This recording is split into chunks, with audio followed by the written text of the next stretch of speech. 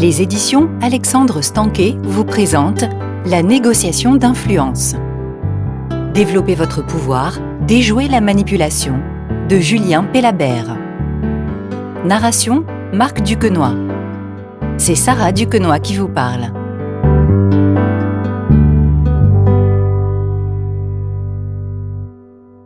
Préface.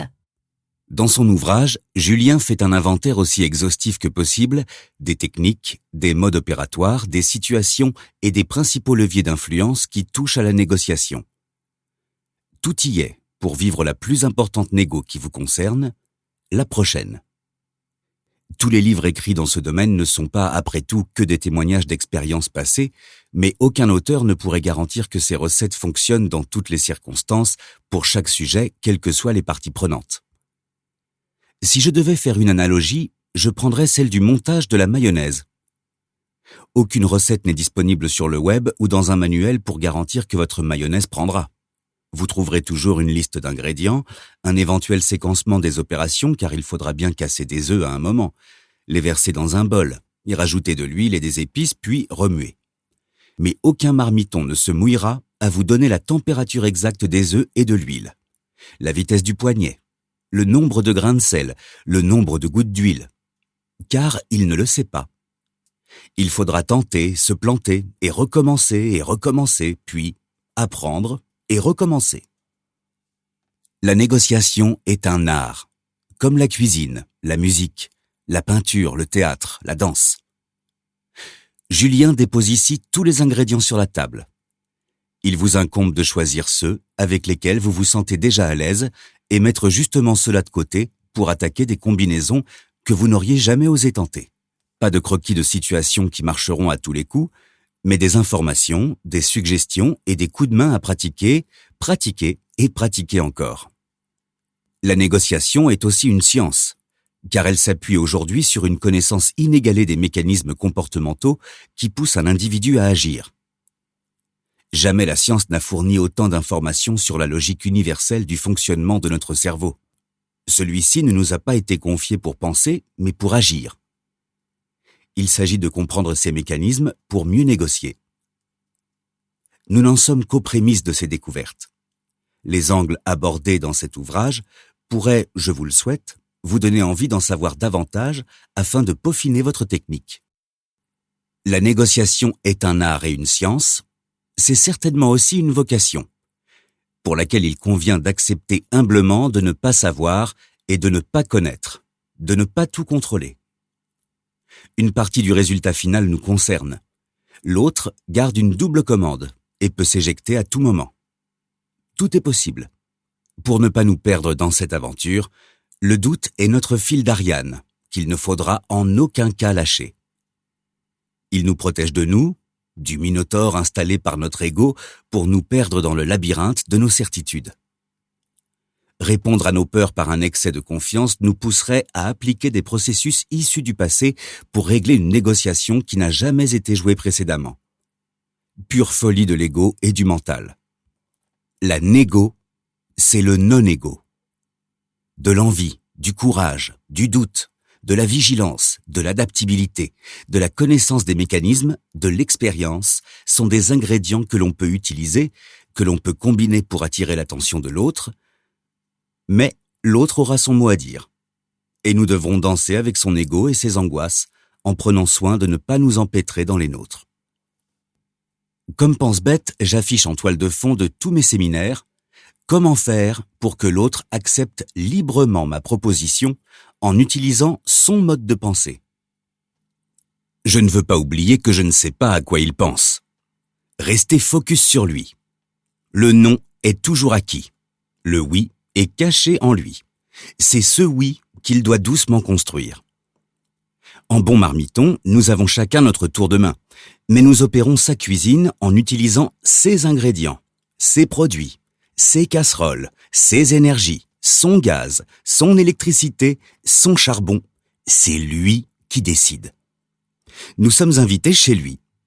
Passer de la posture d'intrus à celle d'invité à cuisiner est l'un des parcours possibles qui attendent le négociateur. Ce sera un chemin pavé d'obstacles, d'objections, de maladresses, de surprises qui sont largement abordés dans ce livre.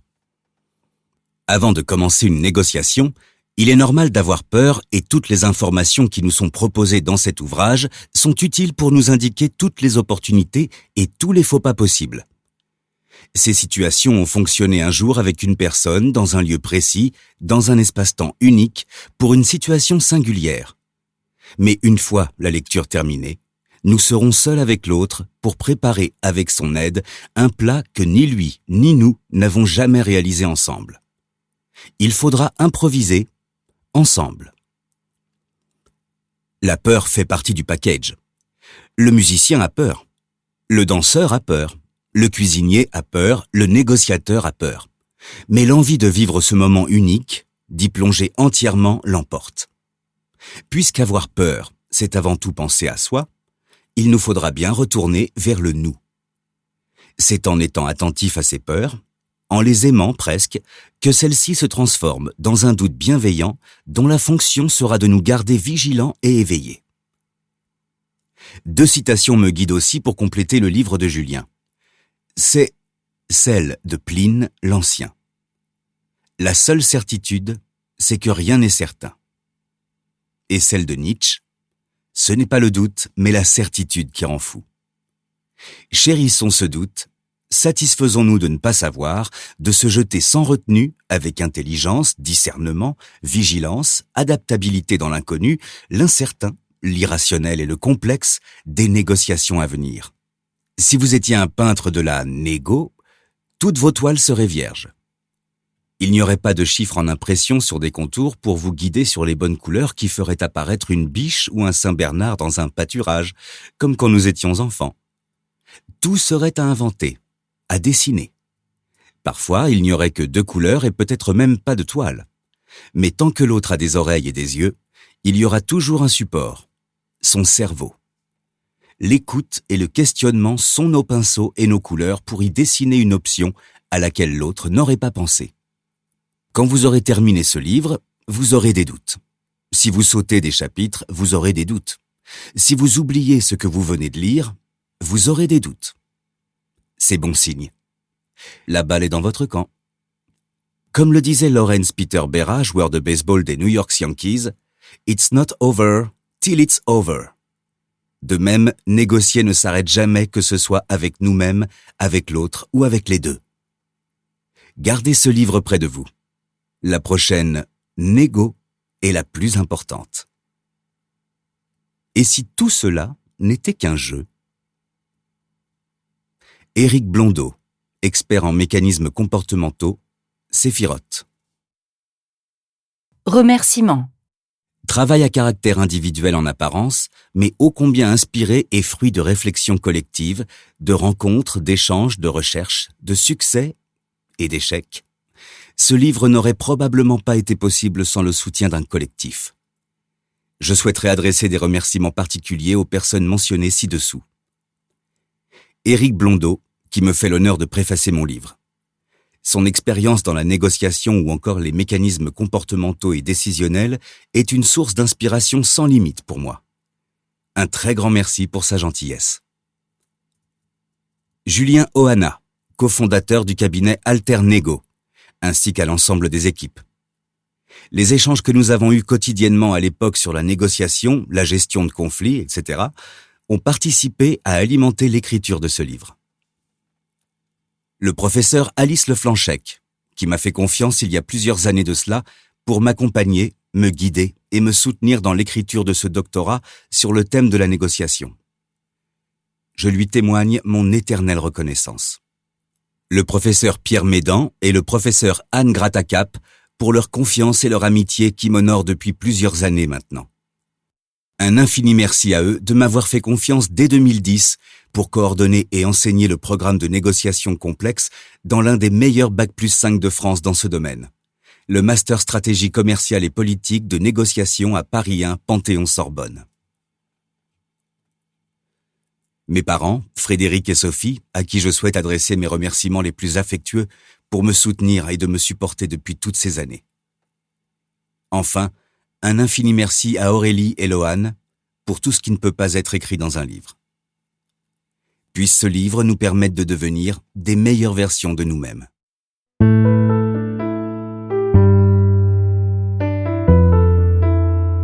Introduction.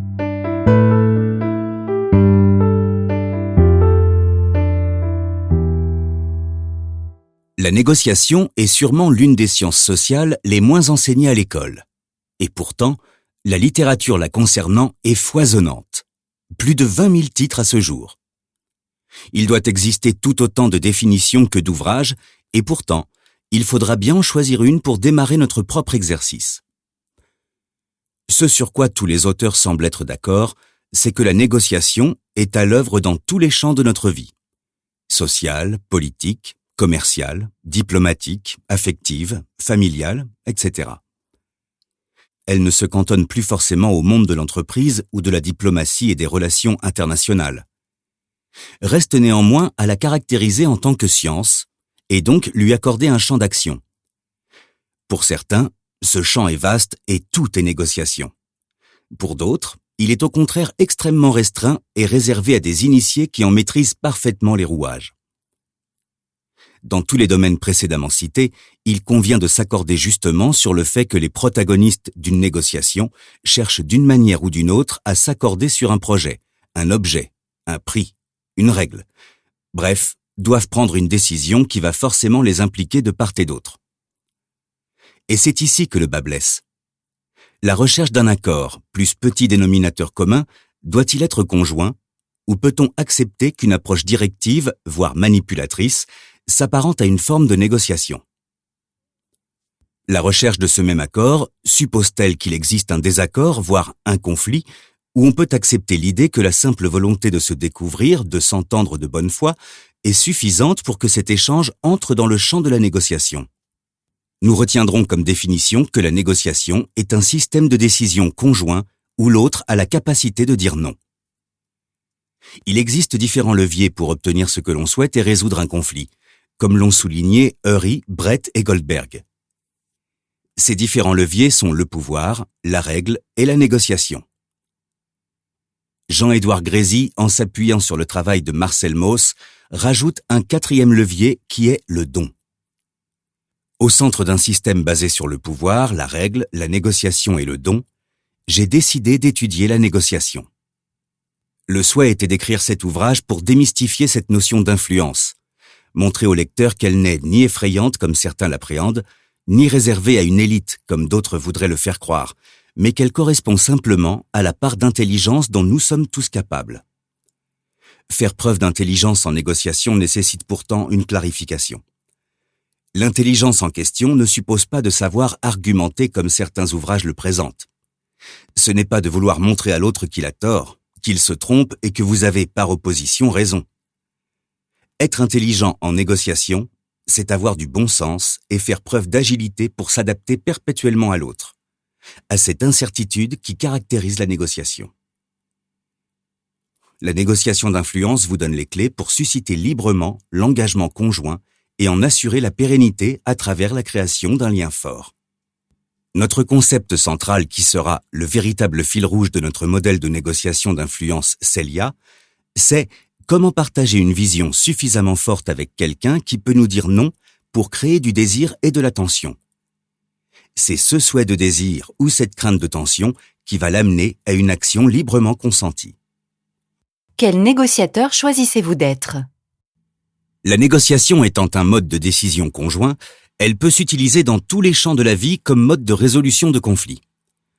On peut négocier dans sa sphère familiale ou personnelle, au travail, dans la gestion de conflits armés ou encore dans le cas d'une vente, c'est-à-dire dans la sphère commerciale. Et c'est particulièrement ce dernier point que nous allons étudier dans le cadre de notre ouvrage.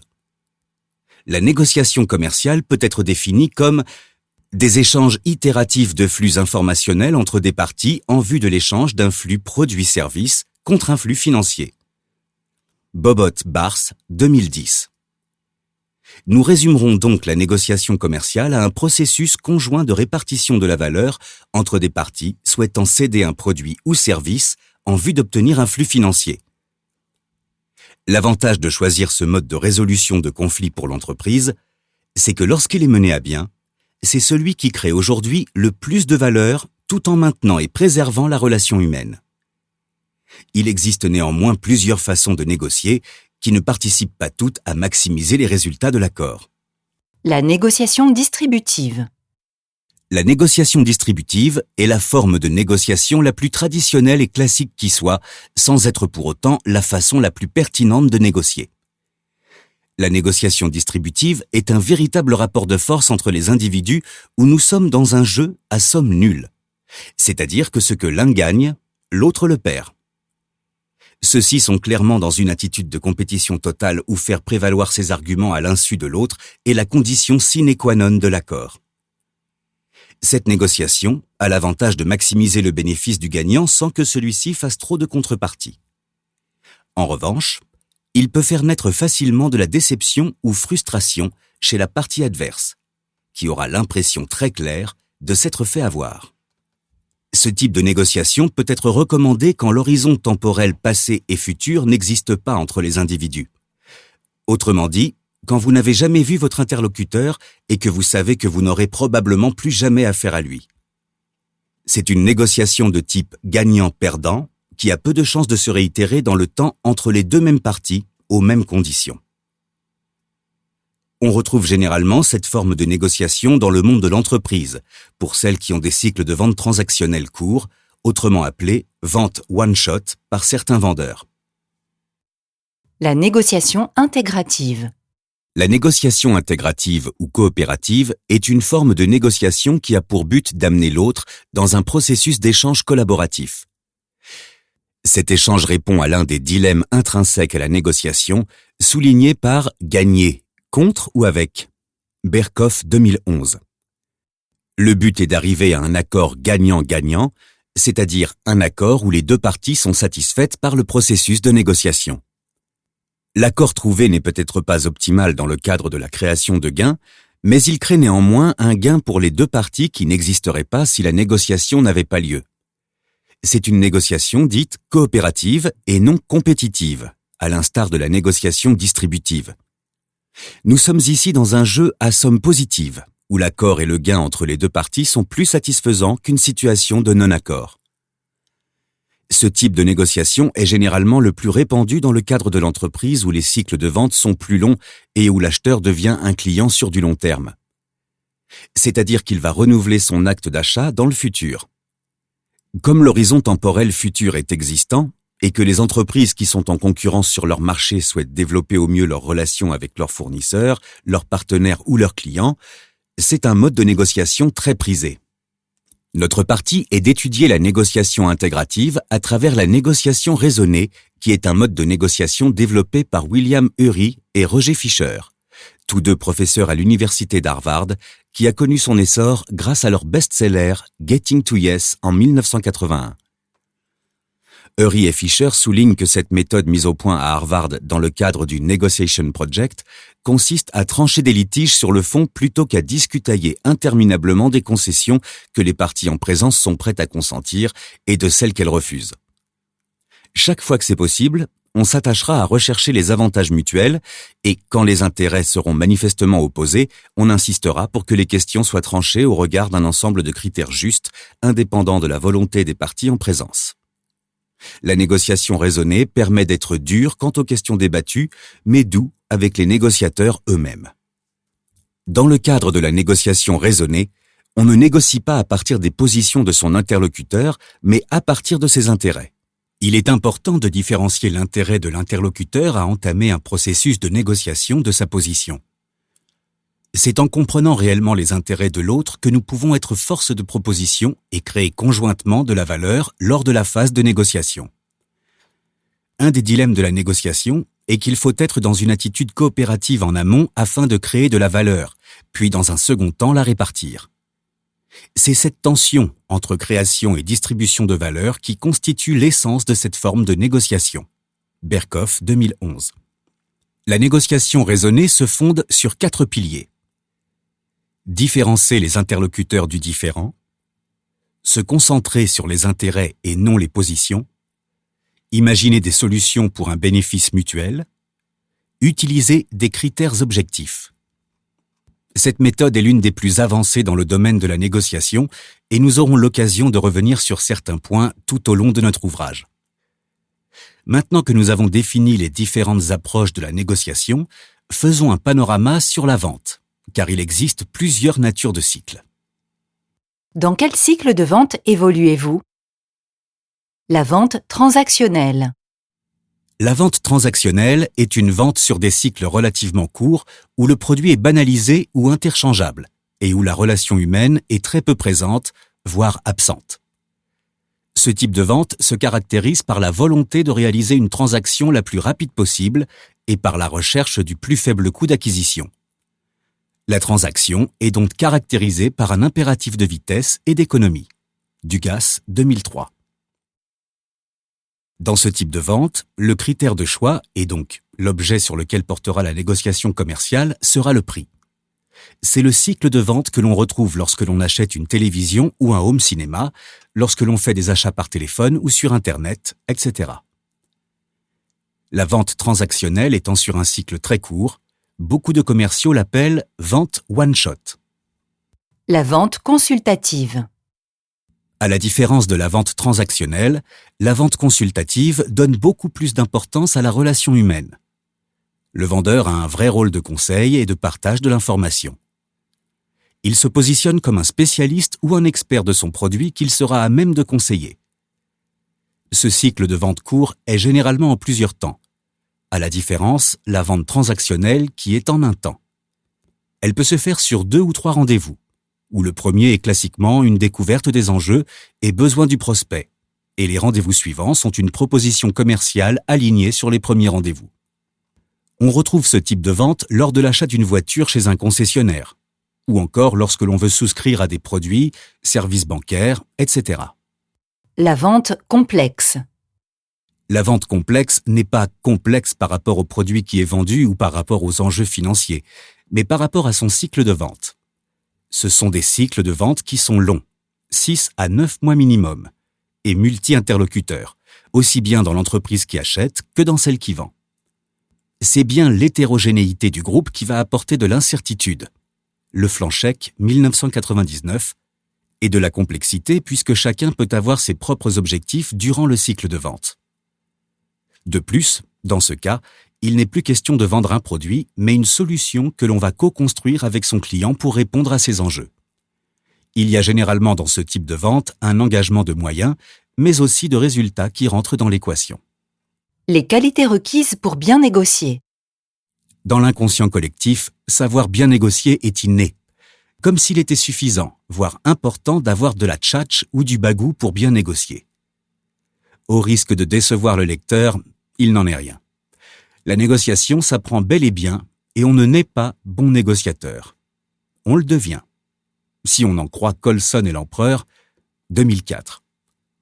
Néanmoins, certaines qualités aident plus que d'autres à être bon. Savoir questionner, être empathique, être créatif et maîtriser le cycle de la négociation sont 4 facteurs clés du succès. Nous y reviendrons tout au long du livre. Mais nous voudrions d'ores et déjà proposer au lecteur 5 profils de négociateurs commerciaux. Le bâtisseur de relations.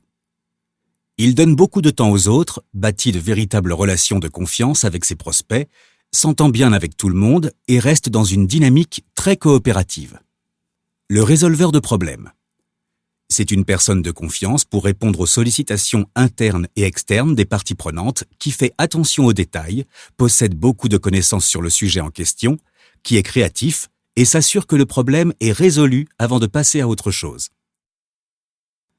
Le travailleur dure à la tâche. Il veut toujours en faire plus, n'abandonne pas facilement, a une forte capacité d'automotivation, est très intéressé par les retours d'expérience pour monter en compétences. Le loup solitaire. Il suit son propre instinct, a une forte confiance en lui, n'est pas toujours facile à contrôler. Le challenger. Il a très souvent une vision différente du monde qui l'entoure. Il adore débattre et poser des questions. Il comprend les enjeux de son client. Dans le cadre de vente à faible complexité, il est intéressant de noter les résultats constatés en termes de performance. Profil du négociateur commercial, pourcentage de performance, vente à faible complexité. Le bâtisseur de relations, 11%. Le résolveur de problèmes, 18%. Le travailleur dur, 26%. Le loup solitaire, 25%. Le challenger, 20%. Autrement dit, c'est le travailleur dur à la tâche qui s'en sort le mieux, car dans 26% des affaires, c'est lui qui l'emporte.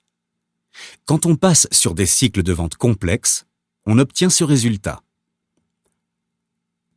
Profil du négociateur commercial, pourcentage de performance, vente à forte complexité. Le bâtisseur de relations, 4%. Le résolveur de problèmes, 7%. Le travailleur dur, 10%. Le loup solitaire, 25%. Le challenger, 54%. C'est-à-dire que dans le cas de vente complexe où la relation est primordiale, en opposition avec le cycle de vente transactionnel qui ne laisse que peu de place à une relation, c'est le négociateur challenger qui est de loin en tête. Dans 54% des cas, c'est lui qui l'emportera. Cela montre bien l'importance d'une bonne compréhension de l'univers de son client par des questions pertinentes. Le fait de savoir penser en dehors du cadre tout en ayant une bonne maîtrise du cycle de négociation est un élément véritablement différenciateur dans la performance. Il n'y a pas de bonne réponse sans bonne question. En plus de la maîtrise du processus de négociation, savoir créer du lien, savoir questionner et savoir challenger le point de vue de son partenaire sont, comme le montre l'étude du CEB, 4 véritables facteurs clés de succès dans la négociation d'influence. Nous prenons le parti d'étudier dans ce livre la négociation dans les cycles assez longs pour que la relation soit un véritable enjeu, et où il est nécessaire d'avoir une dynamique intégrative de co-construction avec son partenaire, afin de créer un maximum de valeur entre toutes les parties à travers le temps. Notre méthode de négociation d'influence a pour but de satisfaire aussi bien la création de valeur et l'optimisation des gains entre les acteurs que le respect de la relation entre les acteurs. Elle permet aussi de contrer des dynamiques de négociation distributive, manipulation, menaces, bluff, ultimatum, si notre partenaire a recours à de telles stratégies. Cette méthode est le fruit de recherches académiques innovantes au sein du laboratoire de recherche Prism à la Sorbonne, Paris 1, Panthéon-Sorbonne. Pendant 4 années, validées par un doctorat sur le thème de la négociation complexe, de l'interview d'un panel de plusieurs dizaines de dirigeants de grandes sociétés et d'une riche expérience professionnelle comme négociateur professionnel à accompagner des entreprises, organisations, individus dans la conduite de leurs négociations les plus sensibles. Fruit d'une expérience théorique et empirique, ce livre de négociation a donc pour but d'être un outil pratique et pragmatique à destination de tout négociateur. Original et innovant par son approche, il est à la croisée des sciences de gestion, de la psychologie, des neurosciences, de la lecture comportementale, de la physiologie ou encore de l'anthropologie. Je fais le vœu que ce livre vous offre une nouvelle grille de lecture et un nouveau champ des possibles pour mieux réussir vos prochaines négociations.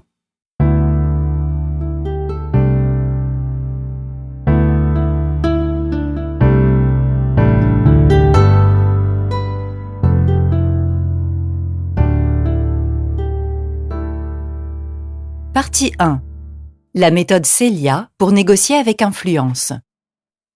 La méthode Celia permet de sortir d'une négociation basée sur des guerres de position et des justifications stériles pour être dans une véritable dynamique intégrative, seule solution pour arriver à un résultat où toutes les parties sont satisfaites de la décision et où la relation reste au moins aussi bonne. Voici les 5 étapes de la méthode. C. Connecter. E. Écouter tactiquement. L. Libérer la confiance. I. Inviter au changement. A. Accompagner vers l'accord. Chapitre 1. C. Connecter. La phase de connexion avec l'autre est cruciale. Comme le dit l'adage populaire, vous n'aurez pas 2 fois l'occasion de faire une première bonne impression. Cette phase de connexion passe aussi bien par un travail préparatoire et de collecte de l'information pour éviter tout stéréotype en amont, que par un travail à l'instant T pour créer les conditions les plus favorables à un futur accord. Humilité et bienveillance doivent être les mots-clés pour accueillir l'autre avec le moins possible de préjugés afin de ne pas biaiser la suite de la négociation. La préparation en amont. Ury et Fischer résument cette phase primordiale dans toute négociation avec cette maxime. Se préparer, encore se préparer, toujours se préparer.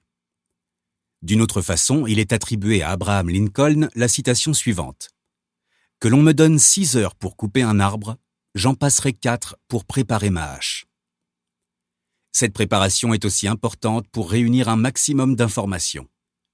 Plus j'ai de l'information et des connaissances avant de commencer ma négociation, moins j'aurai recours à des stéréotypes qui sont des raccourcis cognitifs. Ces raccourcis cognitifs peuvent avoir de lourdes conséquences sur la suite de l'entretien. Par exemple, quand je fais une conférence à l'étranger pour mon auditoire, je possède tous les stéréotypes du français.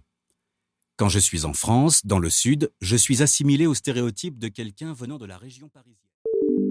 Nous espérons que vous avez apprécié cet aperçu. Pour continuer à écouter ce livre audio sur Google Play Livres, utilisez le lien dans la description de la vidéo.